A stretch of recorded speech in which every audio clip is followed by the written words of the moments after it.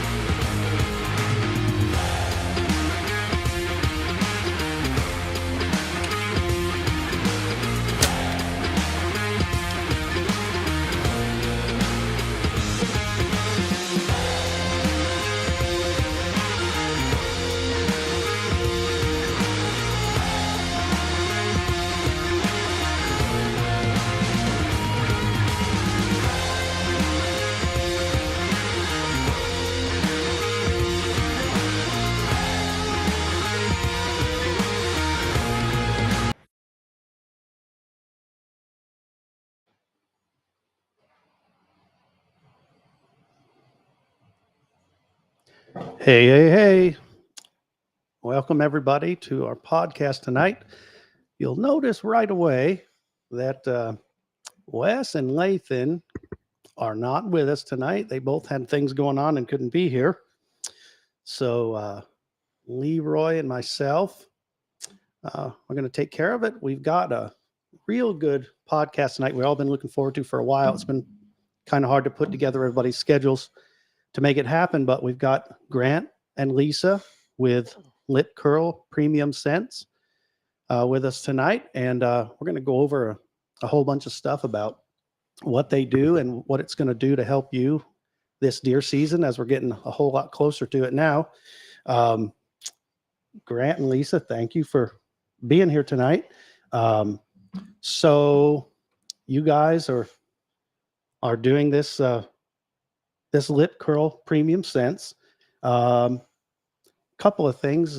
Why in the world did you get into the urine business, and how long have you been doing this? That's a good question. So we've had deer for about 8 years, and we all know one year after year we've had, a good fawn crop, and all of a sudden we went from 2 to 10 to 50. So needed something to do with them. So one thing we thought of is, let's start a scent company. So that's easy, right? Well, not necessarily. So what was the first thing you had to do to get that going? Well, one is figure out how to collect it, figure out different avenues to make us stand out, apart from every other scent company out there. Did you already have the facilities to do this stuff? Did you have to, what did, tell us how that all went? Yeah. So no facilities, just, had our deer farm. So basically started with build a collection facility, and, a lot went into that, floor prep and, just different ways to collect it with, I would say, cleanliness is, a big deal. Right. Keeping the product fresh. We collect different levels of estrus during the season. So, a lot of different things go into it. So how did you come up with a design for your collection facility? Like, that's just not something that's pretty common. So what did you do? How did you come up with it? Or was there something that is some research you could do? How did you get to where you are? Trial and error, really. Our floor is a tenderfoot floor. That's what the pig industry uses. Like in a hog barn. Correct. Okay. Yeah. All right. Go ahead. Something safe for the deer. So describe that. On. What is that? It's a rubber coated floor that will allow the urine to pass through. Okay. But it'll hold the feces. Okay. Right. It's all about keeping the product clean. Right. Our floor is a slope floor, concrete, but on top of the concrete, we use PVC coated rubber roofing. Okay. It just minimizes scent transfer. Okay, good. So all that happens, it goes into a larger vat or bucket or barrel or whatever, and then you collect from that. Do you keep the products individually stored? In other words, a deer's in there, you keep urine from that deer and you know what deer it is. Correct. Yeah. All our deer are collected solo. Okay. Because every deer cycle's different. Okay. It kind of goes back to our estrus collection. Just because we think she's maybe at her peak, right, she could be off a little bit. So we collect it separate. And like you were saying, once it goes into a bucket, we will test each individual deer, see where her levels are at. So explain, a lot of people may not have a clue what that's all about. So what are you testing for, and how do you do it? Testing for a estrogen metabolite in in her urine. So what that level, it tells us how many nanograms per milliliter of estrus concentration she basically has. So long story short, the higher it is, the more, she's ready to, So the conceive. more potent the smell is, probably. Yeah, I mean, we're not a deer, so it's Right. hard to exactly say, but what we do is we compare it to our artificial insemination process. So when we are actually inseminating a deer, we know what her levels are at. Okay. So we compare those levels to the levels of our collection. Good. Okay. Yeah, gives us an idea of our baseline. Good. That sounds good. So in this process, I mean, I could just see we also raise deer, and they're not necessarily pets. Some of them are wild, some of them are sort of tame. How in the world do you orchestrate this whole thing where you can move a deer in or out without chaos? Like, it's well, we have a separate group of deer just dedicated for the urine collection. I mean, they're pretty friendly. Okay, so you can move them around. You can coax them with food. Yeah, I mean, treats. Okay, food. So, and you've got that worked out where say next Tuesday, I've got to move some deer in. It'll be that one and that one. You'll move them in. Yep. In several stalls, I would assume you can take several at a time in different stalls. How do you work that out? Yeah, up to 5. So we'll rotate. We'll have a group of 3 or 4 or 5 go in. They'll be in overnight. Take them out in the morning, and then rotate them. Based on that cycle. So they don't stay in there for days. They're in there for 12 hours? Yeah, overnight usually. Okay. We'll put them in the evening when it cools down. Okay, right. And so, this time of year we could have some hot days. You don't have any deer in that facility. Well, we have the facility is air conditioned. Yeah. Okay. All right. So it's climate controlled. Okay. So there's ways you can do it even in the summer if you needed to. Correct. You could collect. So would you consider this a peak time to collect? Yeah. As soon as the velvet falls off the antlers for the bucks, it's good to collect. All right.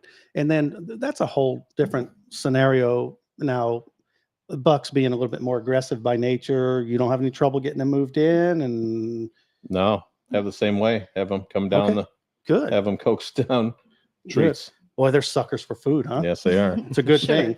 It's a good thing. How much urine do you usually get in that time period? Is there kind of an average for that? That's good. Great question. We have some that are better peers than others. I would say on average it's like a quart overnight. Sometimes we get a little more. Yeah, per deer. Yeah. Okay. So, once we collect it, we triple filter it and then test it. See what our levels are at. Okay. Because with our different levels of estrus concentration, we have different bottles for that. Okay, so before we go any further, let's talk about the products themselves before we get into that a little bit, because that'll explain some of what you're saying probably a little bit. Yeah. Let's go through products kind of one by one of what you currently have in that you offer to your customers, and go ahead and sure, we'll go start left here. So first bottle, that's our buck urine. That's going to be an all season, non-dominant, non-aggressive type of urine. Right. Collected from 2-year-olds. Okay. And collected at any time of year or just certain, when? It's usually early. Okay. Yeah. All right. Up until late mid-November. summer. Yeah. Late summer when velvet comes off. Okay. Up until late October. Okay. And then you have a standard doe urine. Correct. That's a non-estrus, just regular everyday. Yep. And that is generally collected in the same sort of time frame. Yes. Late summer, early fall. Correct.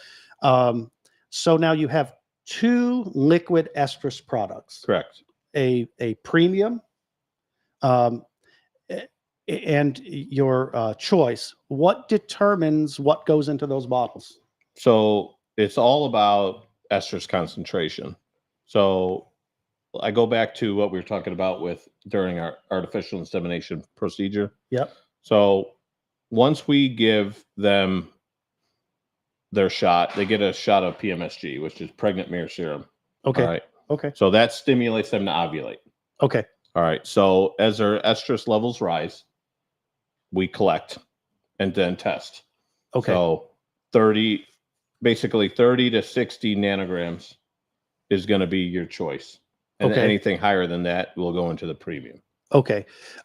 And do you find that certain of your deer produce better results than others, or are the numbers pretty standard across the board? They're pretty standard from doe to doe. I mean, we have some does that are higher generally. Plus, when we bring them in, and if they come in naturally, Right. their levels are going to be higher Okay. Okay. than Good. if you were to collect, say, early September. Good. Okay. So those are your standard liquid products. So explain what we have in these sticks. So the one on the left is our premium estrus tarsal stick, or premium correction.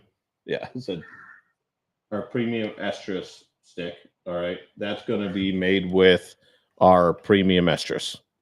Right. All right. Same urine that we use in the liquid. Right. Next is our buck stick. Yep. That's going to be an all season based urine. Based off of the earlier collected buck urine that would be in the liquid scent. Correct. Okay. Yeah. Same All right. urine. So now this, grab that bottle one more time there, that stick. This one? Yep. Yeah. That's the tarsal stick. So We actually use tarsal hair and tarsal gland pop that lid off. in the wax stick. And Smell it. Twist it. Twist. There we go. Okay. So I don't know if you can see it or not, but there's actual tarsal gland hair in that mix. Yeah, it's a little It's potent strong. in a It's small room. strong. Yeah. And so what is the recommended process to use the stick products? So they could be used as a cover scent. They could be used as an attraction, like we do the typical line of scents. Yeah. You can use the buck stick, the all season buck stick, as like a calming type of scent. Okay. Kind of. Okay. It Yep. stimulates a non-aggressive buck. Okay. So it's a consistency maybe of a deodorant stick. Yes. Would you say? Yeah. Roughly. So if you smear that on something, it'll stay on there. Yeah, it stays on for quite a while. Okay. So trees, your rope product, and we can Yep. get to that in a minute.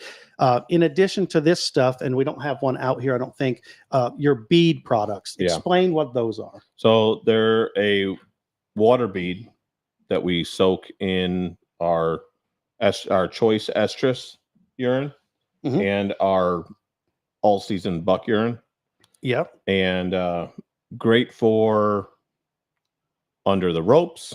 Yep. Use them in our drag bag, which we do include that in with our build your own scrape kit. Right. You can use it, as a drag and then hang it. You can use it, in the tree, So what is the advantage? I mean, you can just pour liquid on the ground. What's the advantage to the beads? They last a lot longer. That's one of the main advantages. I mean, liquid, they're great. They have their purpose. Right. Beads, we typically get 7 to 10 days life out of them, depending Okay. on weather dependent and Right. temperature. So a guy can put those out at, say, as a mock scrape, and the beads will just over the course of time release scent and sort of fade into whatever oblivion they Yeah. eventually fade into, but it buys you some time. Exactly. Whereas the liquid might be gone by this time tomorrow and be of no value to you. Yeah. The beads then might give a Yeah. guy an extra few days or longer, maybe even. Yeah. It's just imitating fresh scent for the length that they're there. Okay, good. Well, that sounds good. So the scrape kits and the ropes. So what is a guy getting when he orders a scrape kit? What does it entail? So scrape kit includes our rope, 40-inch hemp rope. we throw in a bead bag in there in case guys want to use it for a drag bag. Mhm. A choice of bead, whether you want a buck bead or a doe bead. Depending And- on the time of season. Yeah. Right. And then a stick of your choice. So, early season, I would suggest maybe the all season buck stick. And Right. then, Right. at some point you can switch over to the estrus. Gotcha. And then, later season tarsal stick. Gotcha. So someone can sort of customize that kit to suit what they're trying to do with it. So Absolutely. at any given time, someone buys that, they, if it's early season, they might stay away from the estrus scents, but go with just a regular buck urine or something like that, or bead or whatever. Mhm. And that stick. And as it progresses later in the year, maybe they would be buying one of the estrus products. Correct, yeah. Or something. Okay, good. And you can just buy the rope separately as its own thing, correct? Yep. So Yep. We offer that by itself or in the scrape kit. And the one thing that we do with the ropes is we hang them. And what I mean by that is we hang them in our buck pen. okay. We have 18 bucks that have a potential to work each of the ropes. Nice. So by the time a customer gets one of your ropes, it's already been used by deer. Yes. So it has some of the original scent that comes on a hemp rope has dispersed a little bit. Yeah. And in addition to that, they've been used by some deer. Yeah. I mean, you got preorbital scents on there. You got forehead scents. Nice. Deer chew on them, lick them. I don't think anybody else is doing that. No, this is it. I don't think so. I mean, Yeah. I mean, there's a lot of good products out there, I'm sure, but I don't think anybody else has got a product like this that deer are already using that you can put out in the woods. That's got to be a head start Yeah. for success. Vacuum seal to keep them from any kind of outside contamination right from the pen. Good. Well, it seems like, anybody that's messed with any sort of a new product and those hemp ropes are certainly, they have an odor when they're new.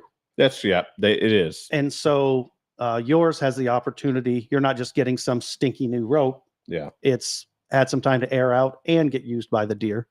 And so that's good. That's got to be an edge over a lot of other products out there, I would assume. I would think so. It certainly couldn't hurt. That's what but, I thought too. So currently, what is your most popular product? I would say it's the bead products right now. Okay. I mean, the Especially ropes buck. are a close second. Yeah, You they're know, really this time coming of on year. strong. Yeah, it's time for ropes. Right. But with the bead products, you get the longevity Right. over the liquid. Right. The sticks, we've only had those out. This will be 1 year now. Okay. So we haven't had the feedback, as much feedback as we've liked from those. So, Right. Well, I guess that would be like any new product. It takes a little time to get it figured out, kind of where it's sort of niches and the whole thing. But the beads did the beads, it wasn't your first product. Did it take right off? Who knew what beads were, right? I mean, Right. so, I mean, did you have to spend a lot of time explaining what these things were? Because it's, no one else had that. So we started with the liquid and then needed something to Prolong. exactly. Yeah. Prolong the scent, and that was a perfect tool to basically use. So your feedback initially, say with the beads, was pretty good from the that was beginning. pretty much you. So, Yeah. okay, I'll go ahead and say it. Go. So in early on when the beads were not even bottled yet, No, yeah. we wanted to know, are these things going to work?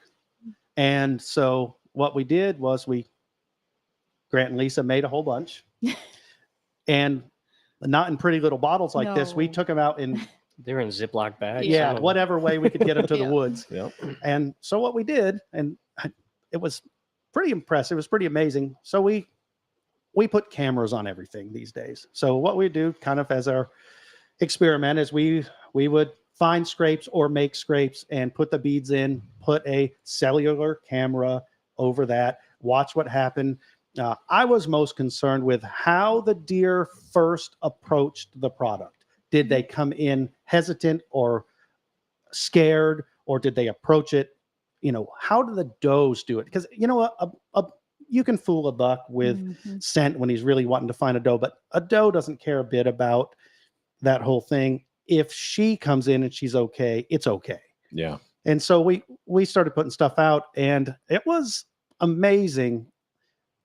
We learned a lot really fast. A couple of things that we learned real quickly. One was the deer accepted the beads immediately without hesitation or any evident fear of it. Yeah. The deer would approach it and work the scrape and the limb as if it had always been there and it was okay. The other thing that we found was the scrapes that we created got more aggressively hit first than the ones that we baited that were already there. Yeah. Now, there's a lot of reasons that could be. We suspect maybe it's because it was something new to the deer as well, and it maybe even an intrusion into their area. We don't know. We're only guessing, right? I'm not a deer. I don't know, but we're guessing. And then the longevity of the product. So it was earlier in the season. It was, say, early October when we're really trying this stuff out the first time. It was still hot and dry. And it seemed like very hot. Yes. Yeah. It wasn't conducive to what you would normally be doing deer hunting. It felt like summer. So we're doing this thing and we were getting days out of this product. The deer would still hit it hard. And then sometimes it might taper off a little bit. We'd kind of know when the frenzy wore off. And it was anywhere from a few days to a week and a half, depending on the area we put it, if it was direct sun or shaded or a little bit more damp ground or whatever. Makes a huge difference. Yes, it did. But we found right away that not only was it a viable product, but we got a lot of mileage out of it. And it got us thinking, like, as we're getting closer to when we really wanted to be in the woods hunting, when the weather would finally cool off, particularly that year's really warm, like, this is going to work. Yeah. We're going to put this out and it's going to work. And then, so that was pretty exciting. And we did a lot of those test sites. And in the early days, and I think you could probably scroll back on like your social media stuff and you can see a lot of the photos that we got early on, and it's like, I was anticipating it being a success. I wasn't thinking it was going to be a failure, but I was really impressed that how well it worked and how quickly it worked. And, we just as an example, and this is something we just did literally yesterday, we put a bunch of ropes out yesterday and we used the products as they're intended. And within hours, even the does were using these ropes and like, we weren't even, I'm just going to say this, we weren't even really careful. We drove the truck to the spot with the air conditioner on, left it running, stepped 3 feet away from it, created a scrape, hung the rope, scented everything the way you want to, including the scent we were leaving. We weren't, I'm just saying, we were kind of just winging it a little bit. And, a couple hours later, my alert's going off, and I look, and here are these deer where we had just been standing, not being real careful, using this thing like it was always there. Well, I put those 3 trees. I actually like cut down trees and moved them to the center of a plot and put the ropes and the buck beads under it. And it was that night they were all there, tearing them up. I put 3 in a row. I drove my diesel truck up to it with trees in the back of it with chainsaws, dug a hole, sweating everywhere, and they were all over it that night. I think it's the most impressive is when you can fool that big old doe. Oh yeah. Oh yeah. And then she scrapes the ground and pees in it. Well, that doe's job is to educate her kids to be aware of all the dangers. Yeah. So if she's not nervous about it, you really did your job, because she should be nervous if there's a problem. Yeah. And she's going to tell everyone in town. And so, and who hasn't been in a tree and a doe just snorts her head off because she knows something's not right. Yep. And so I feel like that's a really good test of if you're doing your job, you might get away with something once, but you won't get away with a lot. If you're really screwing up, the doe's going to tell you. And she's going to tell everybody. Yeah. And so I mean, that's something, we found early on. And then, it was full throttle. You didn't even have a collection facility midsummer that first year. Yeah. And it went fast. It was craziness. I mean, we were only there bits and pieces of the work as it was going on, but a lot happened really fast. That building went up. Here we are trying products that literally got made yesterday. Yeah. I mean, in horrible conditions. Too. Oh yeah. Like, I mean, it was hot. It was full throttle. And I remember in those days, all the question marks. You just spent a ton of money and time to build collection facilities and all the product material, the bottling, all this stuff. We don't even know if this is going to fly. Yeah. Like it's trial and error. Yeah. Everything is about trial and error.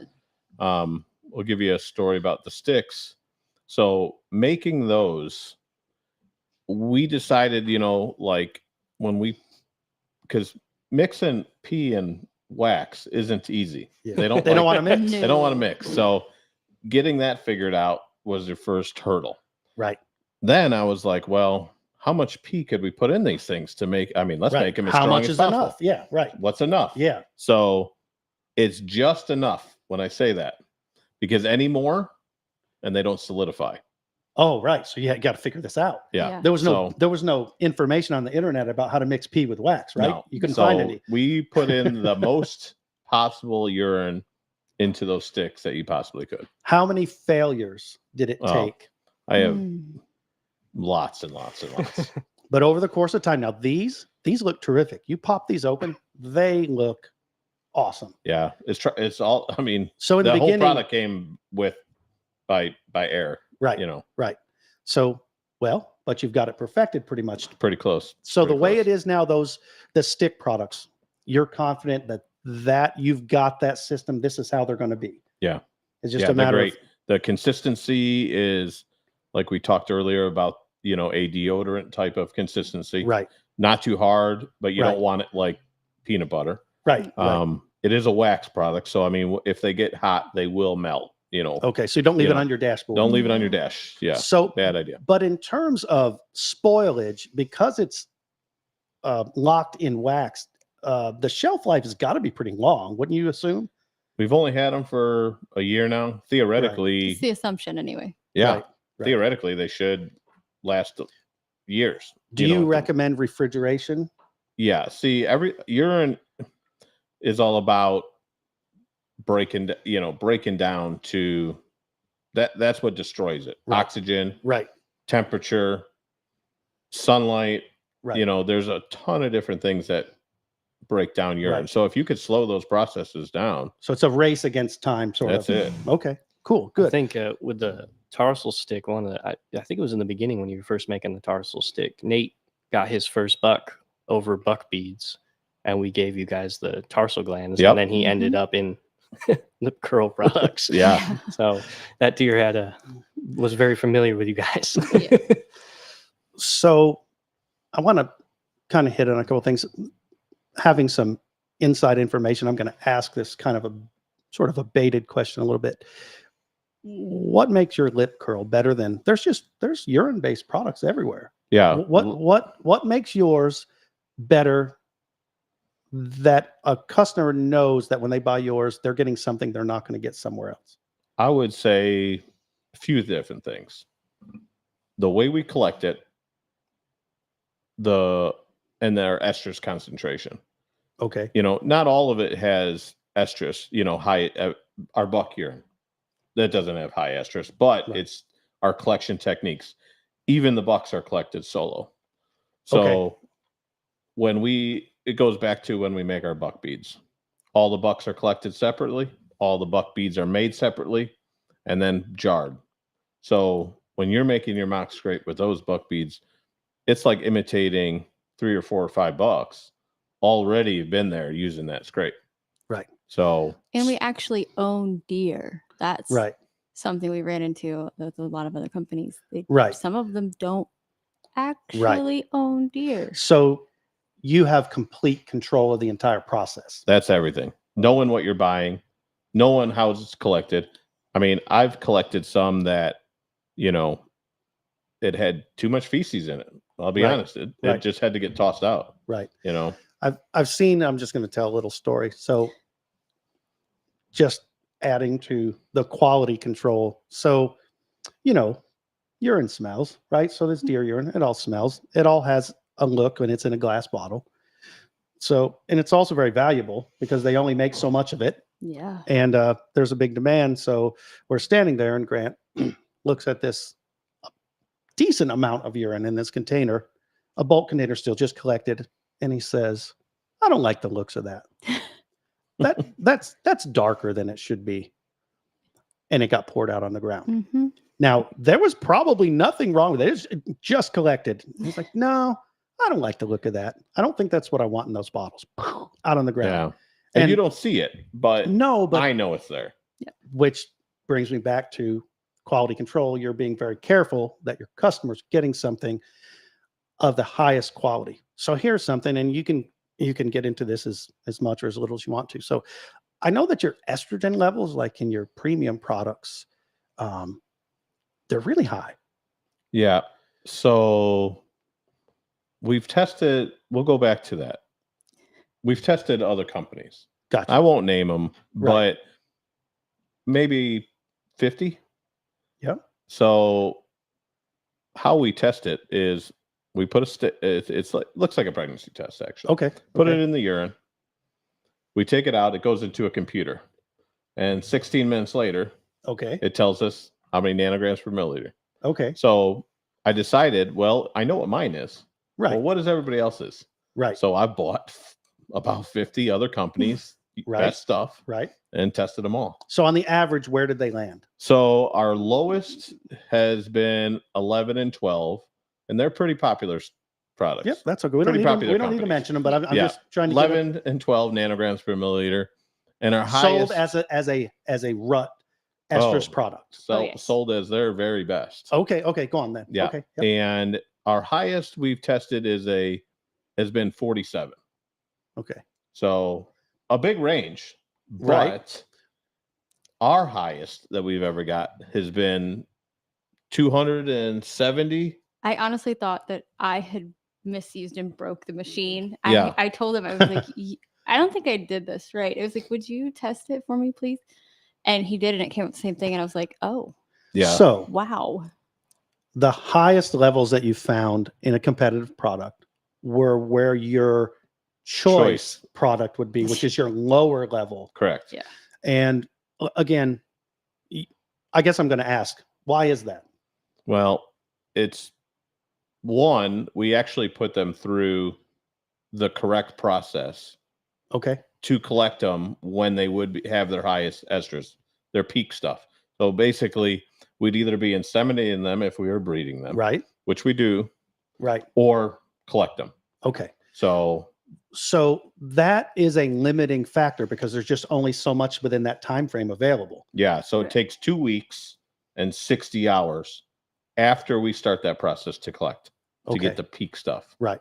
So no matter how much you want it and how much in demand it is, there's just only so much of that. Only so you're many gonna get. goes.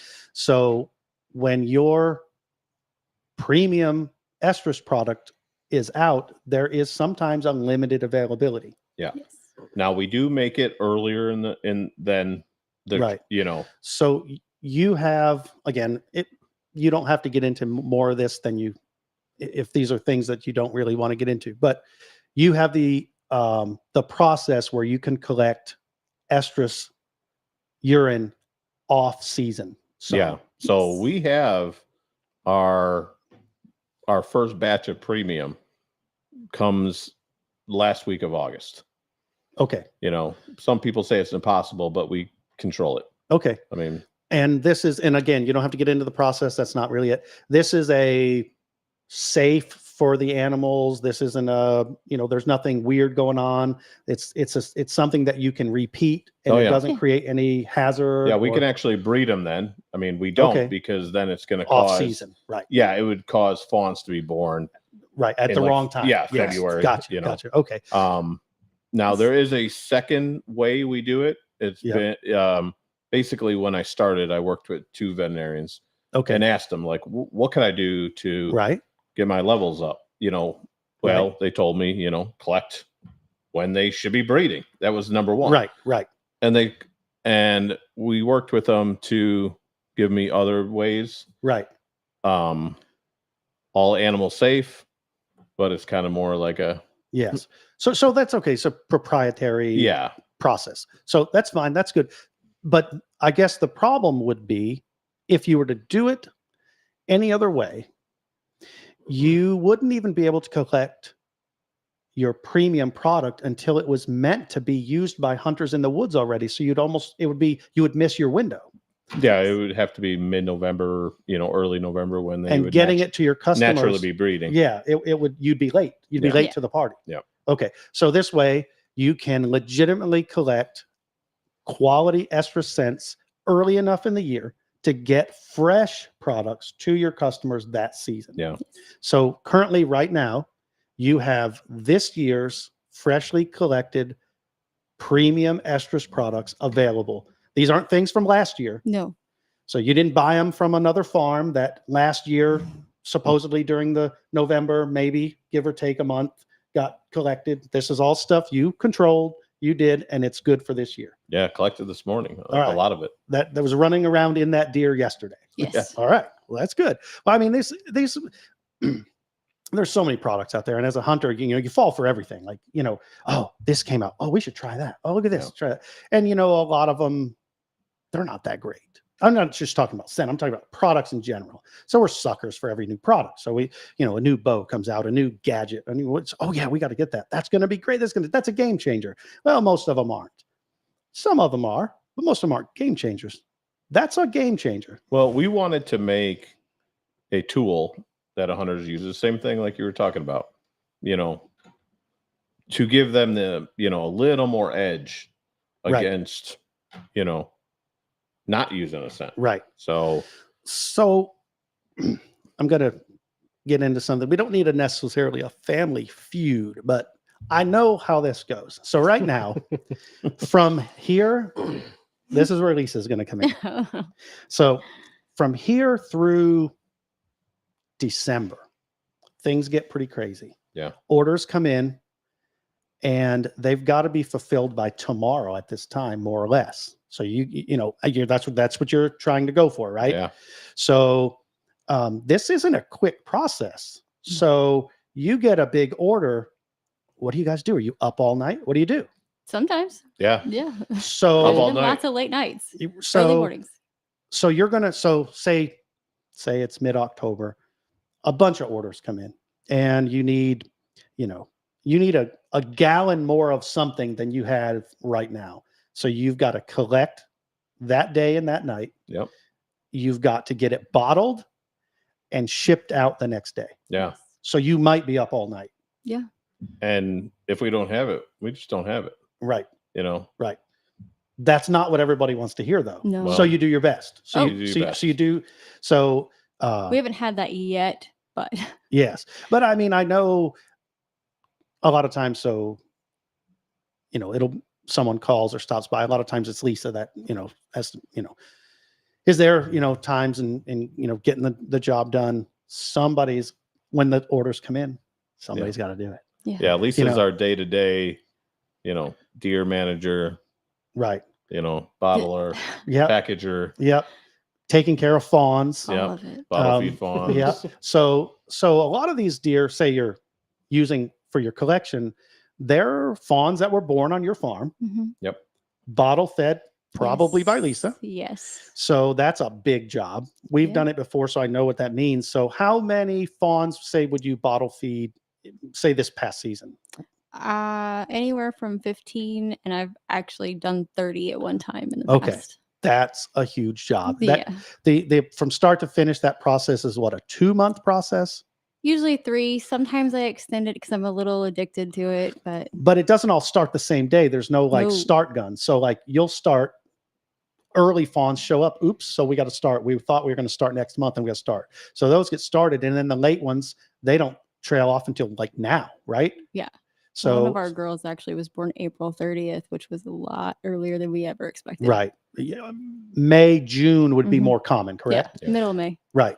So now you're just finishing up the task of bottle feeding these fawns to where they're weaned and can just eat regular food. Now you're thrown into this. There's no chaos. downtime. Yes, right. There really isn't, I guess, No. right? Because now you've got to get into this. My Or- seasons blur all Right. the time. Right. Early orders start coming in. I would assume people probably will pre-order a little now to make sure they get the stuff they want when they want it. That must A lot happen. of people use the buck beads early for like inventory. They Right. want to know what they have available to them. So that Right. those buck beads start selling early on. So how long ago? Mid-August. Yeah.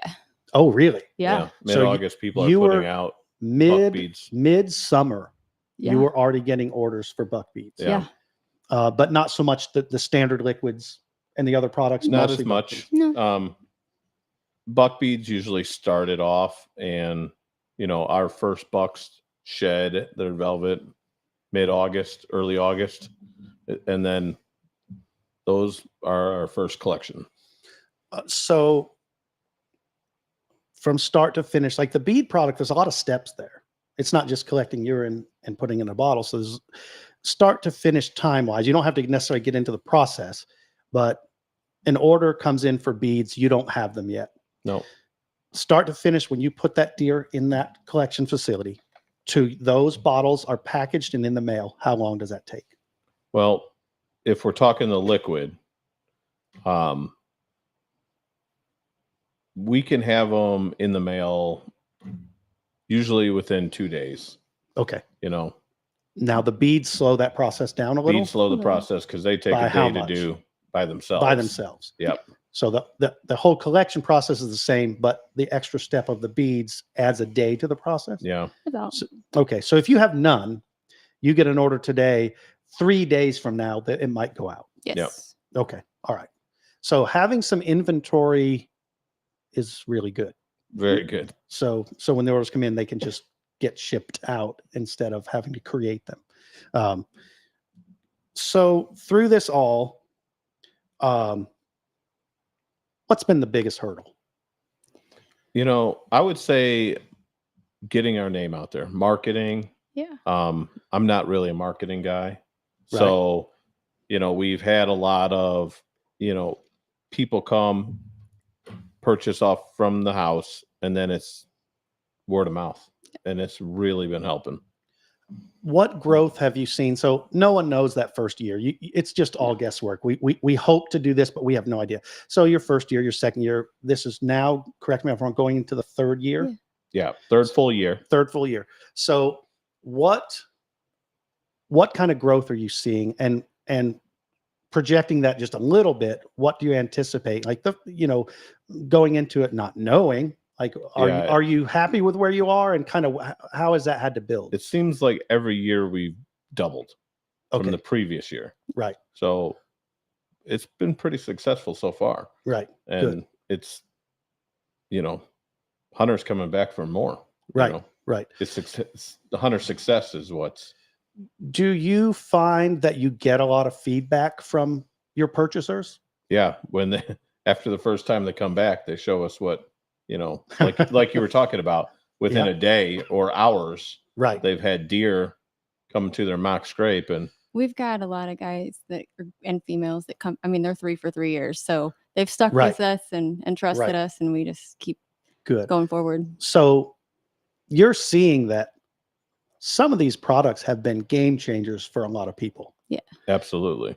And so that being said, what are you thinking about the future? Are you content with what you're doing in terms of your product line? Do you have things in the works? Do you, or where do you see things going, going forward in a few years? I mean, Yeah, I'm pretty happy with what we have right now with the liquid, the wax, and the bead product. Yep.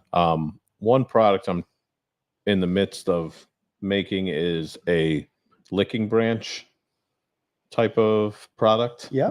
I won't call it a pre-orbital because in order to have pre-orbital sense, you'd have to take out their pre-orbital gland. Right. In my opinion. Right. Which then eliminates their sight.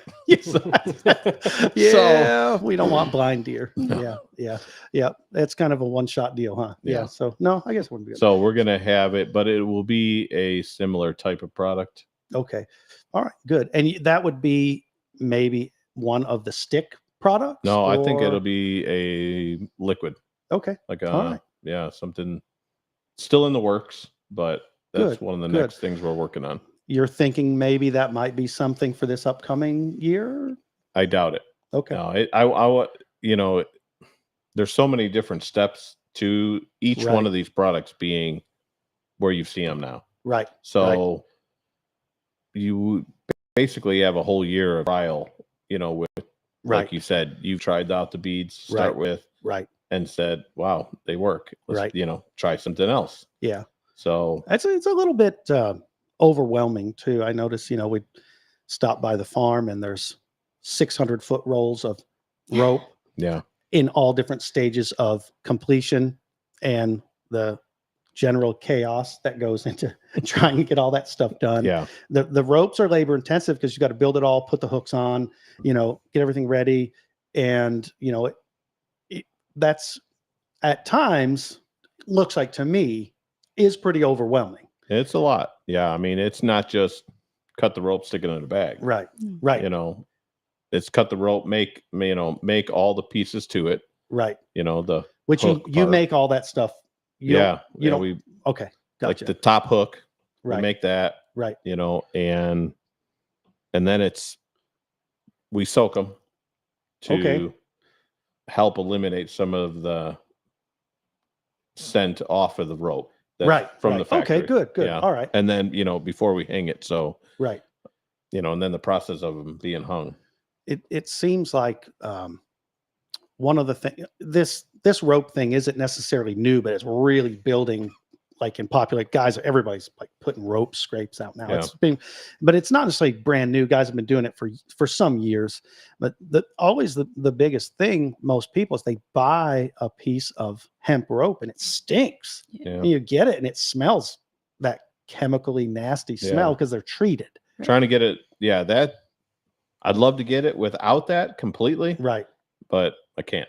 So I mean, I guess from what I've seen, the added steps to deodorize that rope and then add the deer scent to it by hanging them in your deer pen, it seems to be a good thing from what we've seen because there doesn't seem to be a hesitation to accept it when we put it out. The wild deer don't. It concerns me when you put anything out in the woods that has an odor that isn't natural to the woods. Now, it's not necessarily human scent, but it's a strange smell. Yeah. It seems as if you're probably doing a good thing with that because we've just found that they just don't seem to shy away from it. You can drop the smallest thing on the ground and then watch deer get within 20 yards of it and freak out. Yeah. So, unnatural. Yes. But these don't seem to have that effect. And that was, one of my concerns with the whole rope thing, like early on, long before this was a product, whatever, is, man, am I going to put this thing out there? It smells like, I don't know what. It doesn't smell like a deer and it doesn't smell like something that's normally in the woods, but people were doing it and it was working. But I feel a lot better about this because it's at least there's been some time to get some of those new odors out and get it so that it's more like it should be to use as a scrape. And like I said, we just haven't found with what we've done with them that there's been a whole lot of hesitation for the deer to use it. Yep. And that's the feedback we're getting also. Yeah. And which is awesome. I mean, all these things we're doing are potentially disastrous because, we're going into the woods where where deer live every day. We're an intruder into their home. Mhm. And then we're putting these things out that theoretically could scare every one of them off. Yeah. And so the care in these products to be sure that that doesn't happen. Because I'm just going to tell you, yeah, I like you, Grant, but if you put out beads that are junk, I'm not putting them in the woods. Mm. I don't So, blame you. if I put them out and the deer run off, and I'm not doing it. So, when we started putting stuff out and we discovered, and it was just, when we were first putting them out, we put them out in a few places that I'll just say it this way, that I care about. And there is in the back of your mind, like, Yeah. What am I going to do? Yes, if I do this and this is a fail, I just wrecked a spot I'm really relying on. And we were pleasantly surprised that absolutely did not happen. Yeah. But, with any product, there's, and I'm not going to name names, there's some things that we've used for scent products in the past that the result we got when deer got there was catastrophic. Like Mhm. it was a fail. And once that happens, there is no reset button. No. Like once you've run your deer off, and that happened not just for that day, there's just no reset button. That deer, he might not be back. Yeah. And so I don't want to be throwing a nuclear bomb out there. I want to do something that deer instantly takes to. And I know over the course of the last few years with these products, we've not had any negative impact. And it's really a tall order. Yeah. Because with most things, there is opportunity for negative results. And we just Absolutely. really haven't seen it. And I'm sure there are guys that could say, oh, I put this out and a deer, something happened they didn't like. And that's always possible because we're entering that deer's home and Yeah. doing all this stuff. It definitely could happen.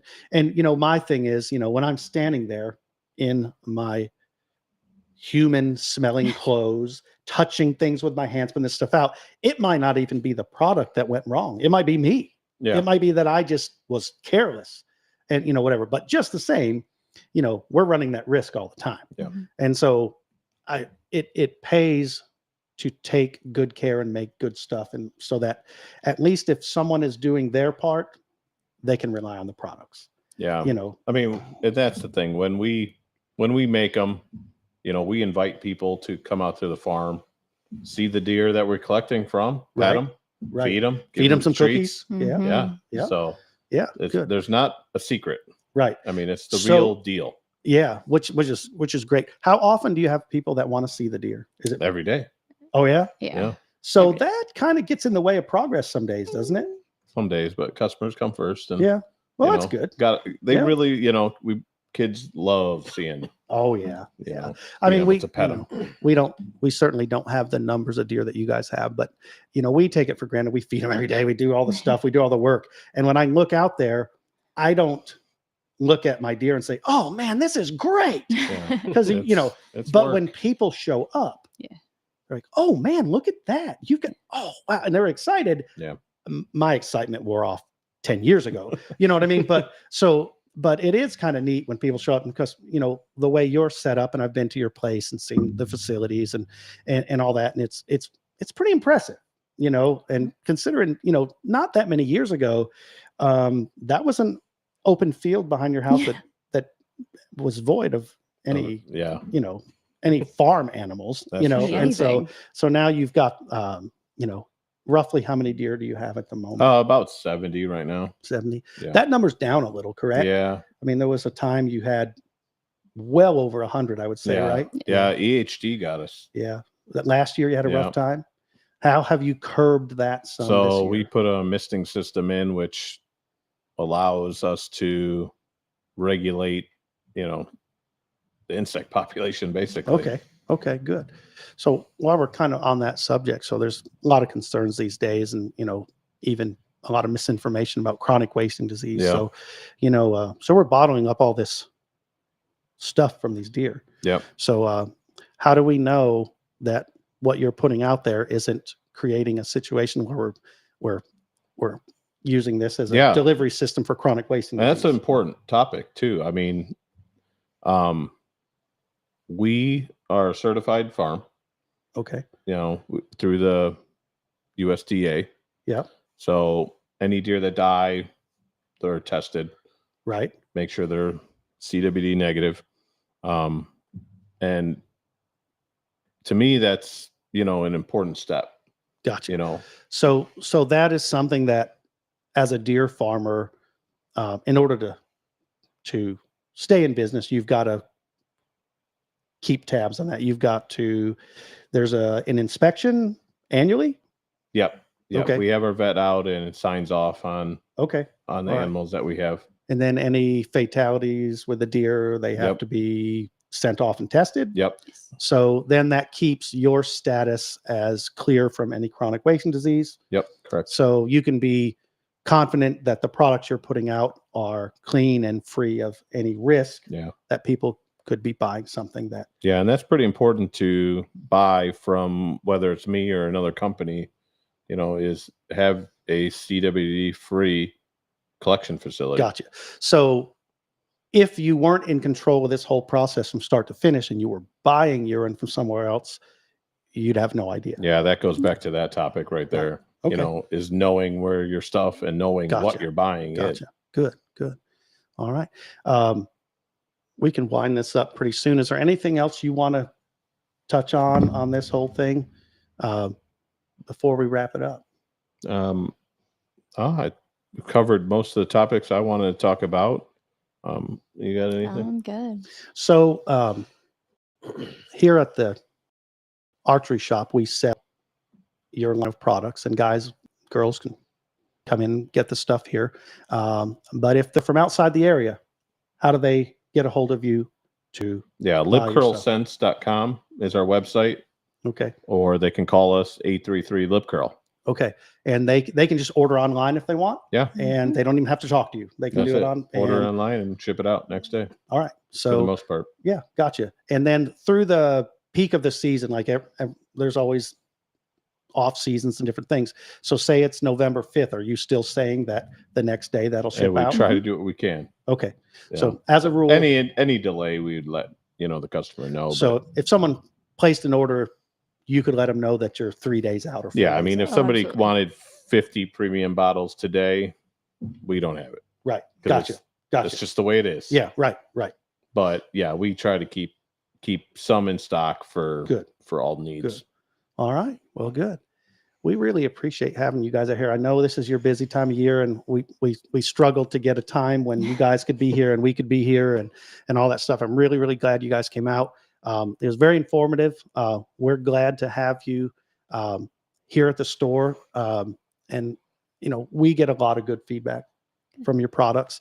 And I just would encourage people to, if you haven't used some of this stuff, go out on a limb and try it. Yep. It's we get to where we enjoy this part of it sometimes more than the hunting itself, like getting the stuff out, put a camera out, see what the deer are doing.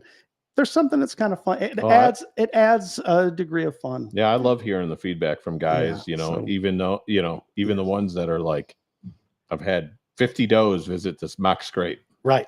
But if you can keep the does there and they're nice and calm, guess what's going to follow? Yeah, that's right. And that's a big part of it too, is, with all the tactics that we use, keep those does close and content. Yep. That pays off in November. Absolutely. Well, good. Thank you very much again for coming in. This has been up for discussion. Thanks for joining us tonight. Everybody have a good night. Thank you.